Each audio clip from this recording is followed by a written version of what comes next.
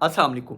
इससे पहले मैंने एक वीडियो बनाई थी मैक्स स्कॉलरशिप जापान के हवाले से, जो कि जापानीज़ गवर्नमेंट की जानिब से ऑफ़र किया जाता है। ये स्कॉलरशिप बहुत ही अच्छा, बहुत ही प्रोमिनेंट स्कॉलरशिप है जापान का, जिसके थ्रू आप लोग अप्लाई कर सकते हैं बैचलर, मास्टर्स और पीएचडी के लिए, बगैर राइट्स के, बगैर किसी एप्लीकेशन फ़ी के और बगैर किसी एक्सेप्टेंस लेटर के। और जो पहली वीडियो थी उसमें मैंने तकरीबन तमाम चीज़ें कवर कर दी थी, लेकिन फिर भी बहुत सारे स्टूडेंट्स का ये सवाल था और वो ये कह रहे थे कि जो एप्लीकेशन फ़ॉर्म है उस हवाले से अलहदा सी वीडियो बनाएँ, कि हमें बताएं कि हम किस तरीके से जो एप्लीकेशन फॉर्म है वो फ़िल करें।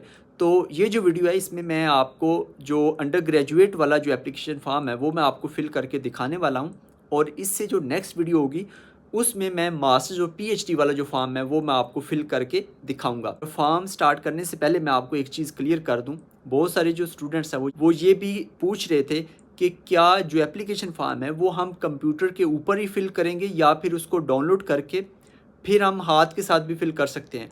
तो आप दोनों तरीक़ों से कर सकते हैं फ़िल, लेकिन ज़्यादा बेहतर यही है कि आप जो है जितना फ़ॉर्म कंप्यूटर के ऊपर होता है, यानी कि उसमें एक स्पेसिफ़िक टाइप का वो फ़ॉर्म है, जो पीडीएफ की फ़ाइल है जो ओपन होती है, उसमें आप खुद से ऐड कर सकते हैं अपनी इन्फॉर्मेशन।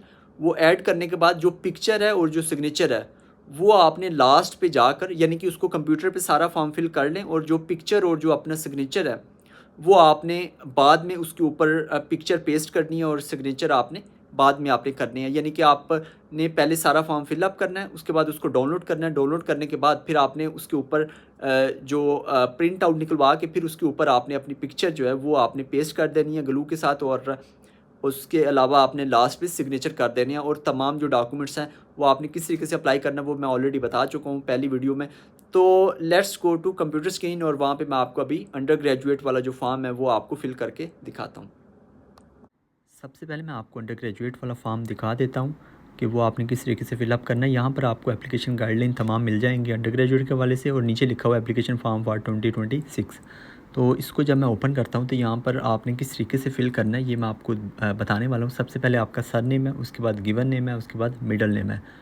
अगर आपके सिर्फ 2 नाम है, यानी कि 2 नाम से मुराद ये है कि 2 वर्ड्स के हैं आपके नाम, तो फिर आपका सरनेम और गिवन नेम होगा।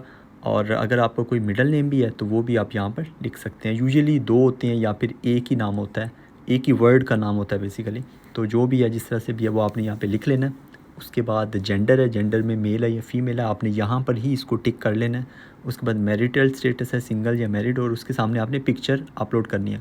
और जो पिक्चर है, पिक्चर मैं आपको बता दूं, ये आपने जो फॉर्म है यहाँ पर ये सारा कंप्लीट फिल करने के बाद आपने इसको डाउनलोड करना है, इसका प्रिंट लेना है। प्रिंट लेने के बाद आपने यहाँ पर पिक्चर जो है वो गम के साथ आपने पेस्ट कर देनी है, और ये तकरीबन बन जाती है आपकी पासपोर्ट साइज़ पिक्चर ही। उसके बाद नेशनैलिटी है, उसके बाद जैपनीज़ नेशनैलिटी है, अगर है तो येस, अदरवाइज़ नो। अगर है तो येस करने के बाद आपने उसकी एक्सपायरी भी लिखनी है। अगर आपके पास जैपनीज़ नेशनैलिटी नहीं है तो आपने नो पे क्लिक कर देना है।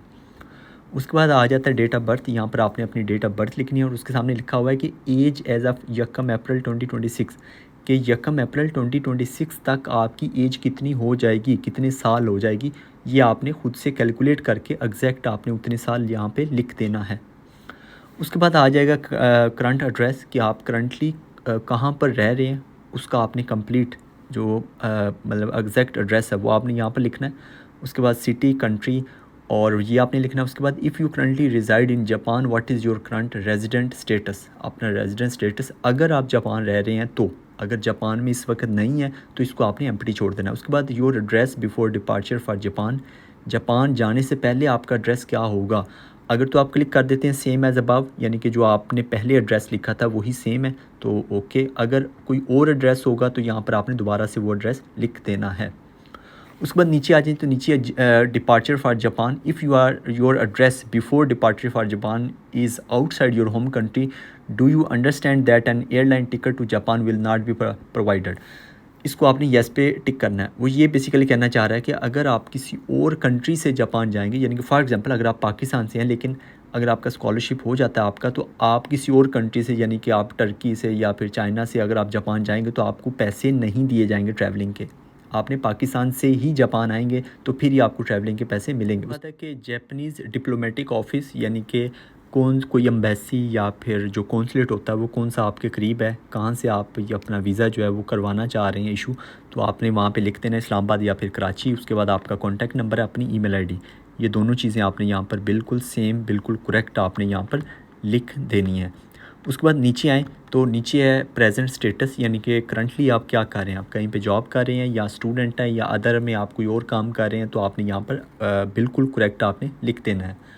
और उसके बाद आ जाएँ तो specialized field of study in high school और यूनिवर्सिटी।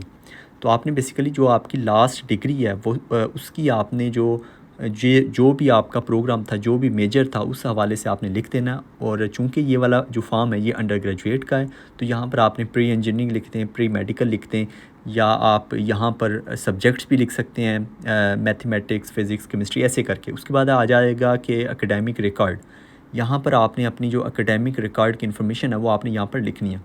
और बेहतर तरीका यही है कि primary education, lower secondary education, इस तरह जाने से पहले आप नीचे से ऊपर आएँ। नीचे लास्ट पे अंडर ग्रेजुएट है, इसको आपने एम्प्टी छोड़ देना चूँकि आप अंडर ग्रेजुएट के लिए अप्लाई कर रहे हैं। तो अपर सेकेंडरी स्कूल में आपने लिखना है अपनी एफएससी की इन्फॉर्मेशन। उससे ऊपर आ जाएँ तो लोअर सेकेंडरी स्कूल है, लोअर सेकेंडरी एजुकेशन है, उसमें आपने लिखनी है अपनी मैट्रिक की जो इन्फॉर्मेशन है वो आपने लिखनी है। उससे ऊपर आ जाएँ तो प्राइमरी एजुकेशन, इसको भले आप एम्प्टी छोड़ दें, या फिर यहाँ पर आप अपनी जो मिडल की इन्फॉर्मेशन है वो भी आप यहाँ पे लिख सकते हैं।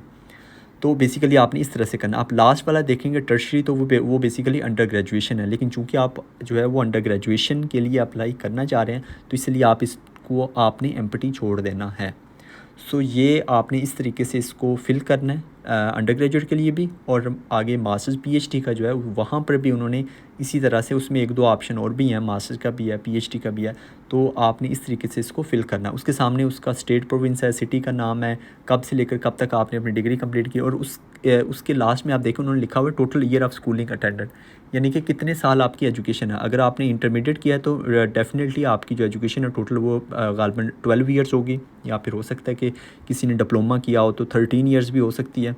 तो इस तरह ईयर्स आपने लिख देनी है, जितने भी साल आपकी टोटल एजुकेशन बनती है। उसके बाद है कि have you been awarded Japanese government scholarship in past, अगर कभी मिला है तो येस, अदरवाइज़ नो।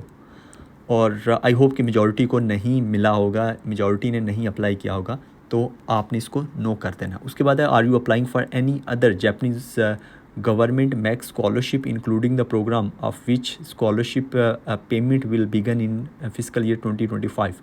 तो यहाँ पे ये पूछ रहा है कि आपने किसी और स्कॉलरशिप के लिए अप्लाई किया हुआ है, यानी कि जो मैक्स या जैपनीज़ गवर्नमेंट का जो मैक्स जो प्रोग्राम था 2025 वाला, पिछले साल वाला, उसमें आपने कभी अप्लाई किया था या नहीं।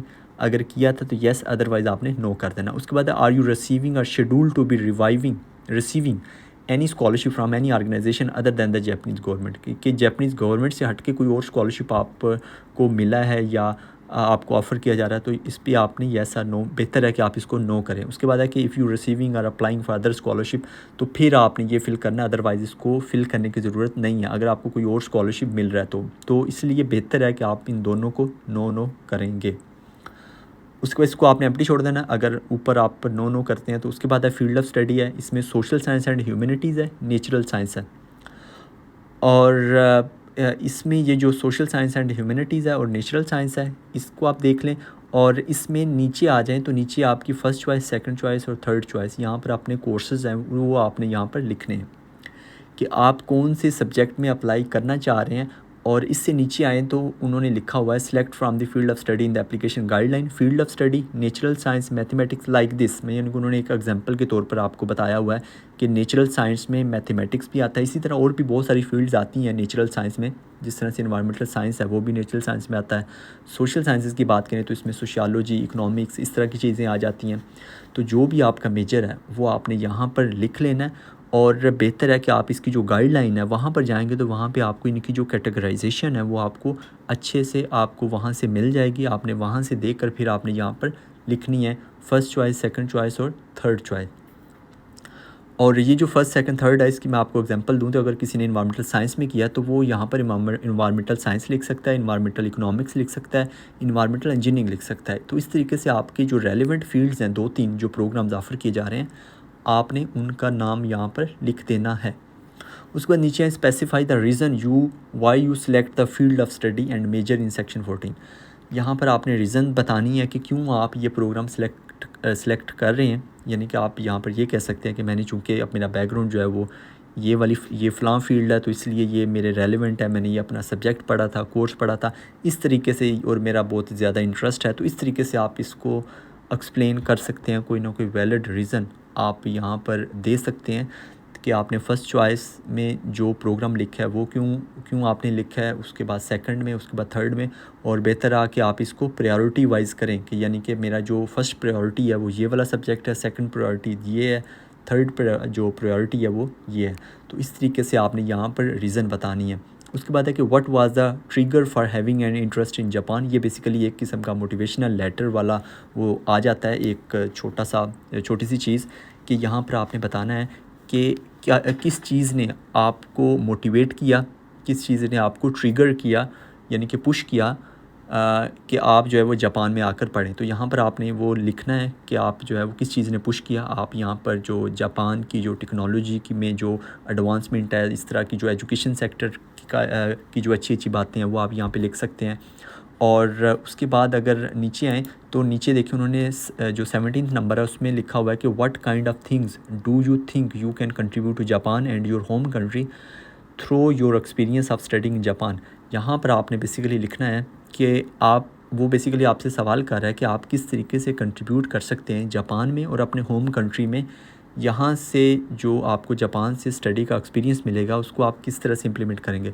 तो यहाँ पर आप बहुत सारी चीज़ें लिख सकते हैं। अगर आप पाकिस्तान से हैं, इंडिया से हैं, तो आप ये बता सकते हैं कि हमारा जो एजुकेशन सिस्टम है उसके बारे में आप बताएं कि वो इस लेवल का नहीं है जिस तरह का जो जापान का एजुकेशन सिस्टम है। ये तो मैंने बहुत ही जनरल सी बात कर दी, आप इसको बिल्कुल स्पेसिफ़िक भी कोई जो पॉइंट है वो आप पकड़ के उसको थोड़ा सा आप इसको एक्सप्लेन कर सकते हैं यहाँ पर। तो आपने ये ही करना है। और ये दोनों चीज़ें बेसिकली जो मोटिवेशनल लेटर होता है उसमें हम लिखते हैं। तो ये इन्होंने यहाँ पर ये 2 स्पेसिफ़िक सवाल पूछे हैं, ये आपने अच्छे से लिखने हैं। उसके बाद हम नीचे आए तो नीचे देखें लैंग्वेज एबिलिटी है, इसमें आपने बताना है जापानीज़ के हवाले से रीडिंग, राइटिंग, उसके बाद स्पीकिंग है, लिसनिंग है। तो इसमें बेसिकली आप नीचे देखें तो 3 for excellent, 2 for good and 1 for fair and 0 for poor. ये आप नंबर भी यहाँ पे लिख सकते हैं, नंबर ही लिखने हैं आपने जापानीज़ के हवाले से। इंग्लिश के हवाले से आपने लिखना है कि मेरी एक्सलेंट है, ये 3-3-3 लिख दें या 3-2-3 लिख दें, इस तरीके से आपने लिख दें। और उसके बाद फिर जापानीज़ लैंग्वेज क्वालिफ़िकेशन है कि अगर आपके पास कोई इनका जिस तरह से चाइनीज़ का HSK होता है इसी तरह इनका भी एक लेवल होता है JLPT। अगर इसका कोई लेवल, कोई सर्टिफिकेट है तो वो आप लिख सकते हैं। ज़्यादातर के पास तो डेफ़िनेटली नहीं होगा। बाद 20वें नंबर पर है इंग्लिश लैंग्वेज क्वालिफ़िकेशन। अगर आपके पास टोफल वगैरह, आइट्स वगैरह है तो वो उसकी इन्फॉर्मेशन आप यहाँ पर लिख सकते हैं। उसके बाद 21वें नंबर पर contact person in your home country in case of emergency. यहाँ पर आप अपने भाई की इन्फॉर्मेशन लिख सकते हैं, फादर की इन्फॉर्मेशन लिख सकते हैं, या फिर अपनी मदर की इन्फॉर्मेशन आप लिख सकते हैं। बाद 22वें नंबर पर है पास्ट विजिट और स्टे इन जापान, के कभी आप जापान आए हैं तो उसकी इन्फॉर्मेशन आपने यहाँ पर लिखनी है। और जो कि ज़्यादातर तो नहीं आए होंगे तो इसको आपने एम्प्टी छोड़ देना अगर आप नहीं आए तो। उसके बाद आपने टिक करना है जो कि है कि आप I understand and accept all the condition stated in the application guideline of Japanese government scholarship. तो इसको आपने टिक करने के बाद आपने डेट लिखनी है कि किस तारीख को आप ये जो एप्लीकेशन है ये फॉर्म फिल कर रहे हैं। डेट लिखने के बाद आपने इसको सेव कर लेना, डाउनलोड कर लेना। डाउनलोड करने के बाद आपने इसके ऊपर सिग्नेचर भी करने हैं और आपने अपनी पिक्चर भी यहाँ पर पेस्ट करनी है। पेस्ट करने के बाद फिर आप ये वाला फॉर्म जो है ये सबमिट कर सकते हैं एम्बेसी में। आज की वीडियो, और उम्मीद है कि ये वीडियो आपके लिए काफ़ी हेल्पफुल होगी। और अगर आपको ये वीडियो अच्छी लगी तो आप नीचे लाइक कीजिएगा, कॉमेंट भी लाजमी कीजिएगा, अपने दोस्तों के साथ भी शेयर कीजिएगा और चैनल को सब्सक्राइब करना ना भूलिएगा। मिलते हैं नेक्स्ट वीडियो में और अपना बहुत सारा ख्याल रखिएगा। अल्लाह हाफिज़।